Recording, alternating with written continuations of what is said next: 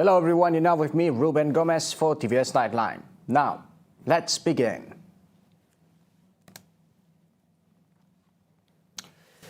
Gabungan Parti Sarawak GPS will announce its full list of candidates for the 12th state election on December 4th. The party chairman, Datuk Petinggi Tan Sri Abang Johari Tun Openg, said the coalition had already anticipated the dates for nomination and polling. Nomination on the 6th kan, dan polling on the 18th. Kita memangnya sudah bersedia, kita jangkakan bahawa polling will be somewhere before Christmas. Dan daripada sudut GPS, kita hanya fine tune, semuanya sudah tersedia dah. Kita akan umum mungkin 2 hari before nomination. Following the announcement by the Election Commission EC this morning, Sarawakins will head to the polls on December 18. Meanwhile, nomination day will fall on December 6, paving the way for 12 days of campaigning in the upcoming 12th state election. Its chairman, Dato' Abdul Ghani Saleh, said the campaign period has been set to 12 days, beginning Monday, December 6 until 11:59 p.m. on December 17. Additionally, a total of 82 seats are up for grabs in the upcoming state election. SPR telah menetapkan beberapa tarikh penting bagi PRU Dun Sarawak ke-12 seperti berikut. Tarikh writ keluar 24 November 2021 hari Rabu. Tarikh penamaan calon pada 6 Disember 2021 hari Isnin. Tarikh mengundi awal pada 14 Disember 2021 hari Selasa. Tarikh hari mengundi pada 18 Disember 2021 hari Sabtu. Furthermore, the budget allocated for the 12th state election is estimated to fetch 150 million ringgit, an increase as compared to 135.6 million ringgit in the previous state polls. A total of 1,866 polling stations will be open on polling day and 85 for early voting on December 14. 346 polling stations will open from 7:30 a.m. to 5 p.m. while the remaining 1,520 will open according to the gazetted time. Voters can also check their particulars and voting eligibility at EC portal, through the app, or by calling their number shown. However, the Standard Operating Procedures, or SOP, for the election is in the midst of fine-tuning by the Ministry of Health, National Security Council, Royal Malaysian Police, and Sarawak Disaster Management Committee, SDMC. The SOPs will be announced at a later date. Earlier, the Yang di-Pertuan Agong Al-Sultan Abdullah Riyatuddin Al-Mustafa Bilal Shah proclaimed the state of emergency on January 11 to curb the spread of COVID-19. When the nationwide emergency ended on August 1st, the King proclaimed a state of emergency for Sarawak from August 2nd to February 2nd, 2022. Following the official announcement of the Election Commission on the nomination and polling dates on December 6 and December 18 respectively, Sarawak 12th state election now swings in full gear. The Election Commission has set the campaigning period for 12 days, beginning Monday, December 6 until 11:59 p.m. on December 17. Now, the EC has also announced a projection rate of 70% voters turnout and advocate for campaigning via online and traditional methods. Now, one thing for sure, this upcoming election, the third of its kind to be held during the pandemic, will steer the way for Sarawak out of the COVID-19 pandemic. Abdul Khalid with Zaim Zarfan, TVS, Kuching. Members of Parliament who have yet to receive COVID-19 booster dose may do so at the Parliament Clinic starting tomorrow. Dewan Rakyat Deputy Speaker Dato' Muhammad Rashid Hasnon said the jabs will be administered from 9 a.m. to 1 p.m. The Ministry of Health, MOH, had earlier made available booster dose jabs for MPs on November 2nd and 11th. Booster dose administration began nationwide on October 13 for fully vaccinated individuals to ensure that immunity against COVID-19 can be maintained for an optimal period, especially against Delta variant infections. Now, the Bebuling Short Takeoff and Landing Airport or Bebuling Stall Port project is a step closer to implementation, with the Chief Minister Datuk Petinggi Tan Sri Abang Johari Tun Openg expected to perform its earth-breaking ceremony on November 30th during a work visit to the sub-district. Recently concluded, the 108 million ringgit project is one of the 2 new airports in the state. Yesterday, Deputy Chief Minister Dato' Amar Douglas Uga Embas paid a visit to the site. According to Uga, the airport is part of the state government's initiative in making the state a net food producer by the year 2030. He added the state government had identified the Babuling area, comprising 250 hectares, for the implementation of one of the 6 agro-parks in the state, which will be helmed by precision or smart farming. Also present were Layar Assemblyman Datuk Gerald Rentap Jabu, Political Secretary to the Chief Minister Dr. Richard Rapu, and Resident Betong Division Richard Abu Namas. Meanwhile, the DAL Keluarga Realty Cara Raya JV Sendirian Berhad has been awarded the contract for the construction. For 40 years, villagers of Kampung Sungai Agas Baru had to rely on gravity-fed water as their main source of water supply. That will soon change, as a project to supply water to the area will soon commence. We have our reporter Hari Zainuddin, who attended the project briefing earlier today to tell us in detail regarding the project. Thank you, Studio. I am now at Kampung Sungai Agas Baru Community Hall, where Pantai Damai incumbent Dato' Dr. Abdul Rahman Junaidi, who is the Assistant Minister of Utilities for Water Supply, gave a briefing on the water supply project to be done in the area. According to Abdul Rahman Junaidi, villagers in the area have been facing water disruption for 40 years, where the villagers on their self-initiative have been collecting and relying on gravity-fed water supply as their main source of water supply. Thus, among initiatives to overcome this problem taken by the Pantai Damai incumbent through a collaboration between the Ministry of Rural Development and Kuching Water Board, under the Rural Transformation Program is the extension of water pipe from the main water pipeline along Jalan Sungai China. According to Kuching Water Board General Manager Puan Roziah binti Muhammad, the project was approved at the end of 2020, but due to the pandemic, the 1-kilometer water pipe extension project was delayed. Contractors for the project will be appointed by Kuching Water Board and is expected to commence early January 2022. The project will take 12 weeks to complete and is expected to be done in March of 2022. And the project will benefit 34 houses and 156 villages in Kampung Sungai Agas Baru. In the same event, Abdul Rahman Junaidi, who is also the Assistant Minister in the Chief Minister Department for Islamic Affairs and DBKU, has also handed over indoor games equipment and facilities to community leader for the use of the villagers, especially youths in the area. Among the equipments include ping pong table, dartboard and chess boards.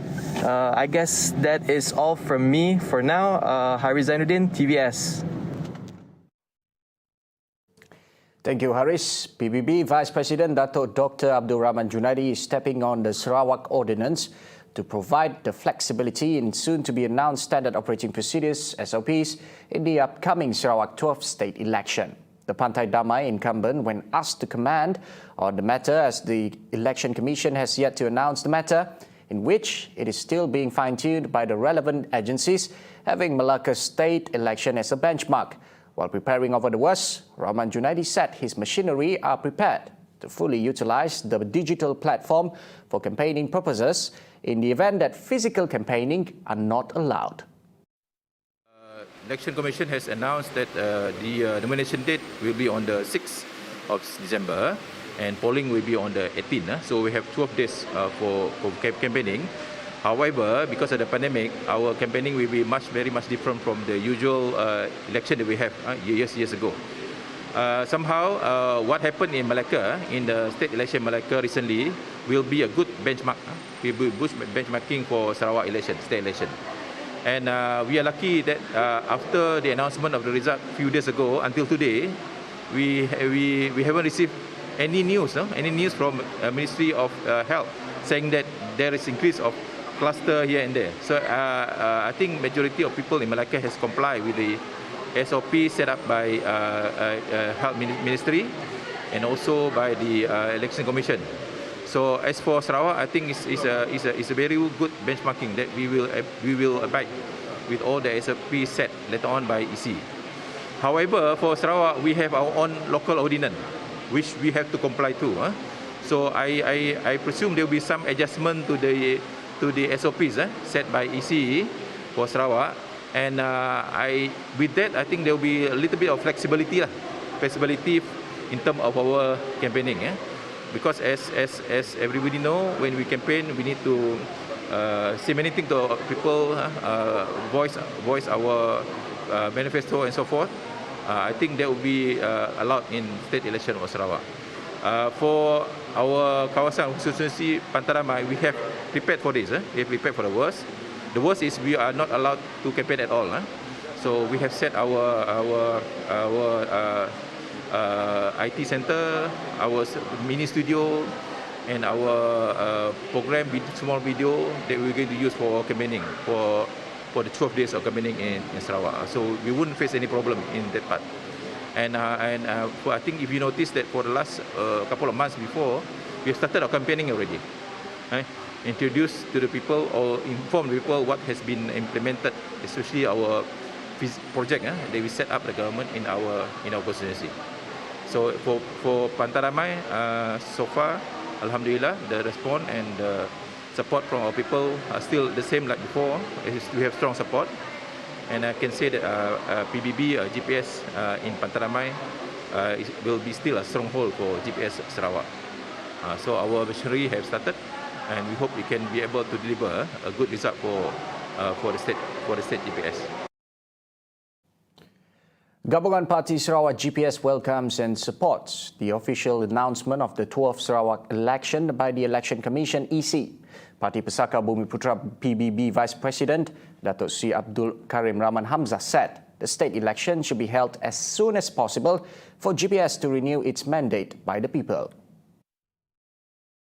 He said this is in line with the Chief Minister Datuk Patinggi Tan Sri Abang Johari Tun Openg on the importance for GPS new mandate to have a strong foundation in its effort to continue Sarawak's right. Abdul Karim in a statement further said he was delighted that he had correctly guessed the nomination and polling dates for the 12th Sarawak election. He added, Abang Johari wants to continue his effort with GPS in fighting for the people's mandate. Therefore, Abdul Karim said GPS and its component parties need a strong mandate from the people in this election so that the party can continue on matters that are of common concern.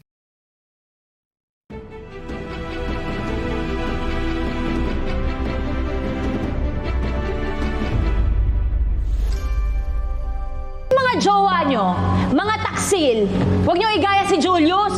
Mga inggit lang kayo kasi malaking tiwala namin sa isa't isa.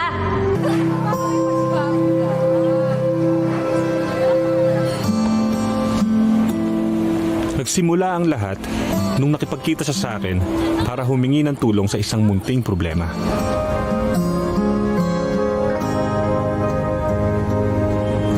Setelah lebih 10 tahun berpisah, dua sahabat, Vic dan Julius, bertemu kembali.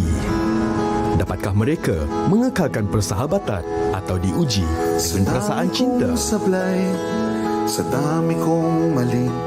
Saksikan To Love Somebody Sabtu ini jam 9 malam hanya di TVS saluran 1, 22 Astro dan My TV.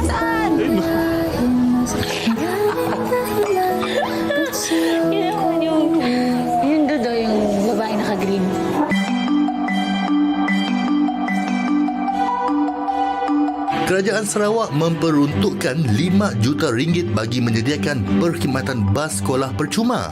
Inisiatif ini untuk membantu ibu bapa yang kurang berkemampuan menghantar anak-anak mereka ke sekolah dan secara tidak langsung mengurangkan kesesakan lalu lintas. Pihak Yayasan Sarawak juga telah mencipta aplikasi Sarawak Free School Bus digunakan untuk mengesan lokasi terkini. Bas sekolah percuma mula dilaksanakan di sekitar Kuching pada 3 Ogos 2020. Ketua Menteri Yang Amat Berhormat Datuk Patinggi Abang Haji Abdul Rahman Johari berharap projek ini akan diperluaskan ke bandar utama lain seperti Sibu, Bintulu dan Miri selain ke kawasan luar bandar.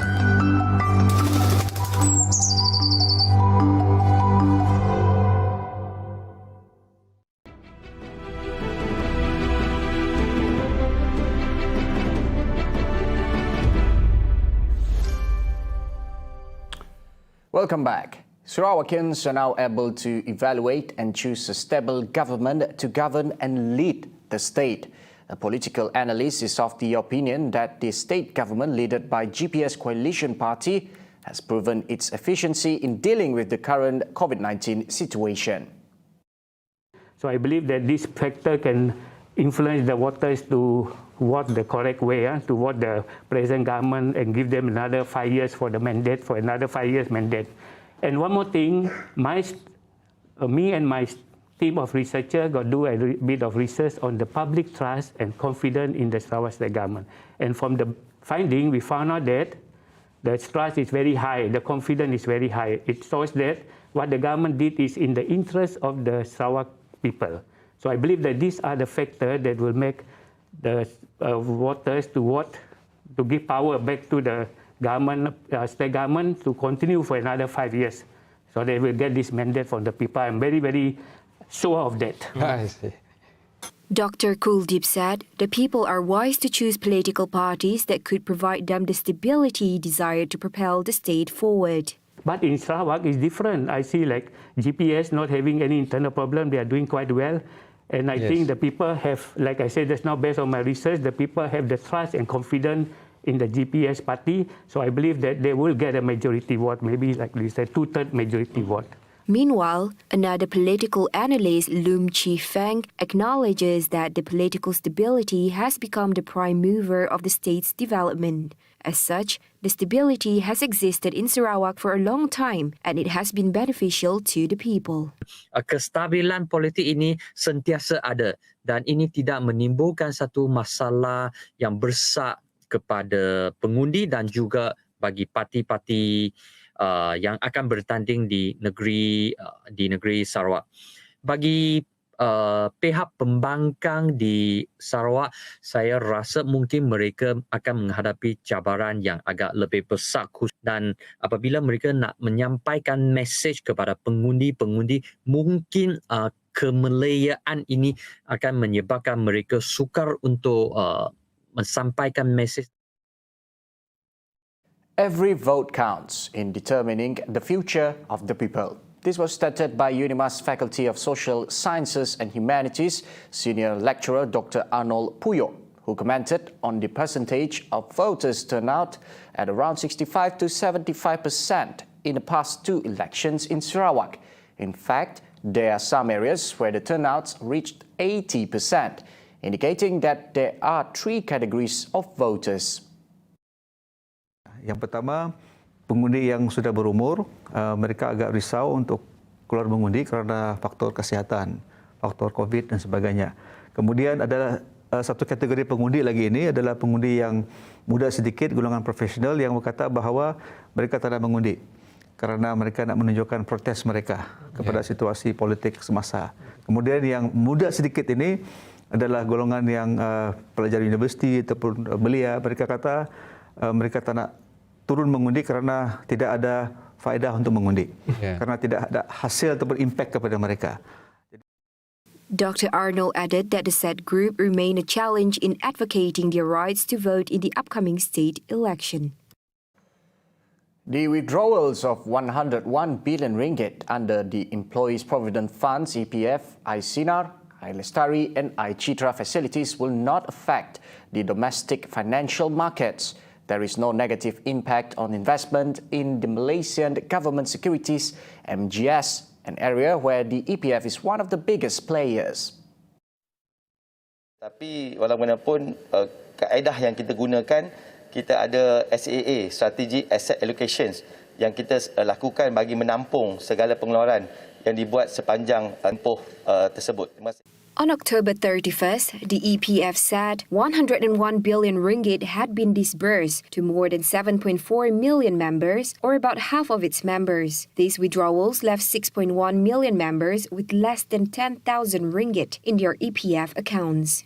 Muhammad Shah said the government would study other methods to ensure the social safety net for the people's retirement would return to the appropriate level. He said that the EPF would introduce a new withdrawal facility, enabling them to buy insurance or takaful products as announced in Budget 2022 for individual and family coverage in the case of critical illnesses or death.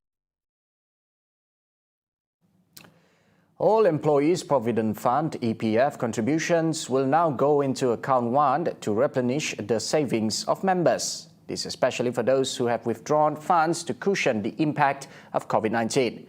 The contributions will be credited until the amount that was withdrawn had been replaced.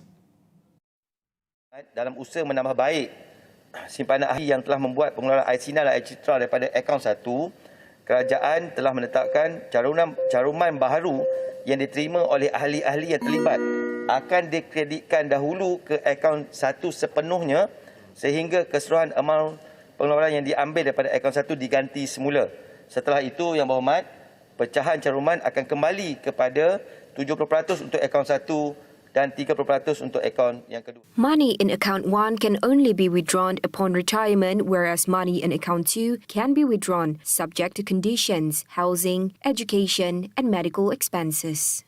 Deputy Finance Minister Muhammad Shahar Abdullah said 101 billion ringgit had been withdrawn from EPF by members under I-Lestari, I-Sinar, and I-Chitra. Based on current statistics on the withdrawal made under I-Sinar and I-Chitra schemes, only 27% of active members aged between 18 and 55 were expected to have savings in account 1. That exceeded the basic savings quantum stipulated according to age. The COVID-19 pandemic has brought inequalities into a sharper focus and concern. The value of decent work, good health, quality education, and the meaningful standards of living has now been brought into a new light. With the pandemic, the pre-existing conditions of inequality have been compounded. This leads to even more unfavorable social and economic conditions. Employees Provident Fund EPF Chief Executive Officer Dato Sri Amir Hamzah Azizan said the impact of inequalities has been a challenging issue which hinders the development of communities around the world. Amir Hamzah said as inequality arises from the lack of opportunities and resources for those who need it most, there is the need to look into consolidation efforts across all stakeholders, be it from the public or private sectors. Amir Hamzah said that social protection has an important role to play in addressing inequalities and building inclusive societies. Many nations have accelerated their efforts in utilizing social protection tools for the pandemic response.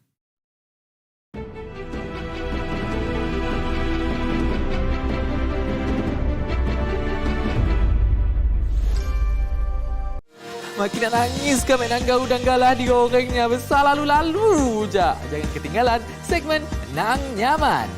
Katok kita berkenalan dengan Puan Masniah, pemilik premis penginapan Kenyalang dalam segmen Raun Blok. Si lupa juga kita akan nanggah kelupis sejuk beku pertama yang sudah sampai ke level overseas kata orang. Bersama kami Yusuf dalam rancangan Keringat Usahawan. Awak jom pergi salon? Tengah makan lah ni. Apa kecoh-kecoh tu? Tak boleh nak berhenti makan lah. Bukan kau cakap nak diet ke? Sakit kepala. Nak jumpa doktor.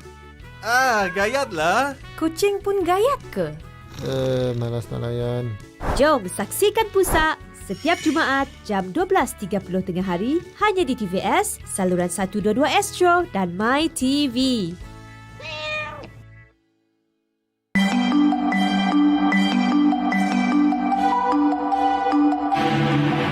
Servis Sarawak merupakan model penyampaian perkhidmatan baru kerajaan negeri dalam usaha untuk menyampaikan perkhidmatan cemerlang kepada rakyat Sarawak. Ia telah dirasmikan oleh Ketua Menteri Sarawak yang amat berhormat Datuk Patinggi Abang Johari Tun Openg pada 2 Disember 2018. Setakat ini, 3 pusat perkhidmatan servis Sarawak telah dilaksanakan iaitu di Kuching, Sibu dan Miri. Kepelbagaian saluran perkhidmatan seperti khidmat kaunter, portal rasmi, aplikasi telefon pintar dan e-kios memudahkan rakyat dalam membuat pilihan pembayaran. Servis Sarawak ini berkonsepkan No Wrong Counter yang menawarkan gabungan perkhidmatan pelbagai agensi di Sarawak dalam sesebuah kaunter perkhidmatan. Berteraskan mesra pelanggan, servis Sarawak diharapkan dapat menjadi saluran perkhidmatan yang mampu memenuhi kehendak serta keperluan rakyat di Sarawak.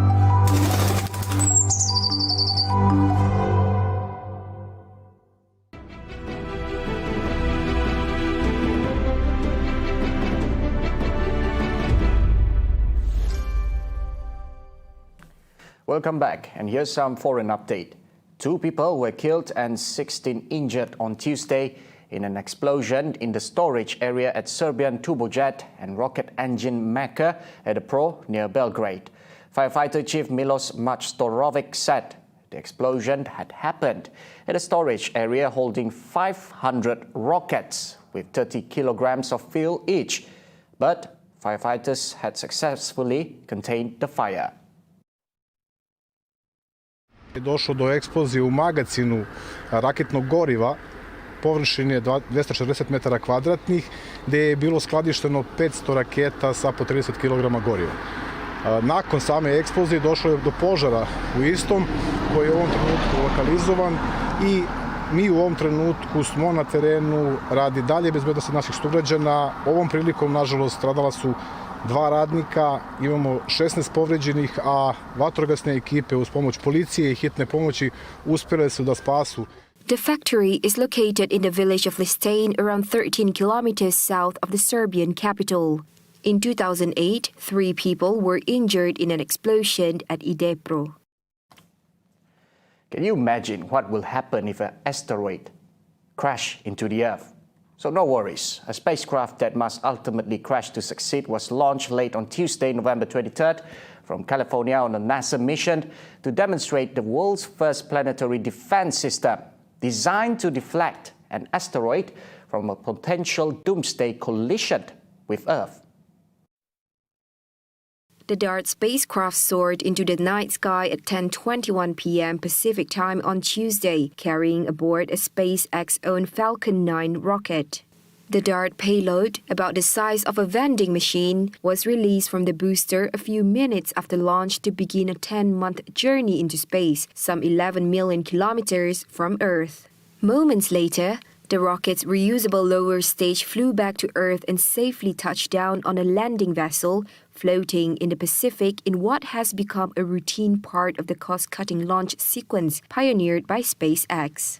DART will fly under the guidance of NASA's flight directors until the last hours of its odyssey, when control will be handed over to an autonomous onboard navigation system. The mission's finale will test the spacecraft's ability to alter an asteroid's trajectory with sheer kinetic force, plowing into it at high speed to nudge the space boulder off course, just enough to keep our planet out of harm's way. Cameras mounted on the impactor and on a briefcase-sized mini spacecraft to be released from DART about 10 days beforehand will record the collision and beam images of it back to Earth. The plan is to fly the DART spacecraft directly into the moonlet at 15,000 miles per hour, bumping it hard enough to shift its orbital track around the larger asteroids. Well, that's conclude TVS Nightline. I'm Ruben Gomez. Anytime, anywhere.